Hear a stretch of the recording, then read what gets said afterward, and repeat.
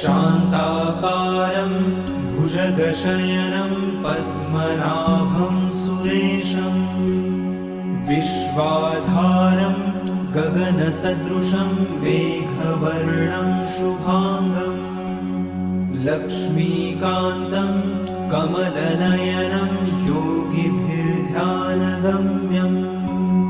वन्दे विष्णुं भवभयहरं सर्वलोकैकनाथम्।